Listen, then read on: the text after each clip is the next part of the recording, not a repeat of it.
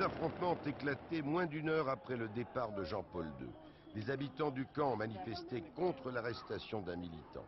Et la situation s'est rapidement détériorée. Les policiers palestiniens très nerveux ont expulsé les journalistes du secteur. Une équipe de France 2 a été brièvement interpellée et sa cassette saisie. Pourtant, la visite du pape s'est déroulée sans le moindre incident. Les réfugiés de Dehaïché lui ont fait un accueil chaleureux. C'est la première fois que ce camp reçoit ainsi une personnalité étrangère de premier plan.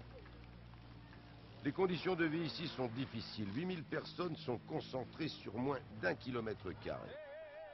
Par exemple, la famille Hamdan. À 14, ils habitent ces 5 pièces. Ils ont été expulsés en 1948 d'un village situé aujourd'hui dans le centre d'Israël et rêvent d'y retourner. J'espère que le pape nous soutient pour qu'on retourne chez nous et qu'on vive enfin normalement.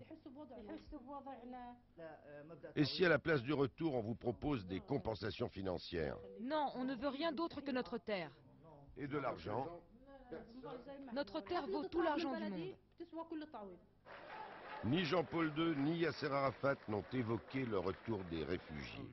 Le pape a plaidé pour une plus grande solidarité internationale et une volonté politique pour que disparaissent les causes de cette situation. Après une petite heure dans l'école, le Saint-Père est reparti, laissant les réfugiés frustrés. Ils avaient préparé une fête, mais un pape, même s'il visite un camp de réfugiés, rencontre d'abord des responsables. Alors qu'il est, la tension persiste à Dehaïché.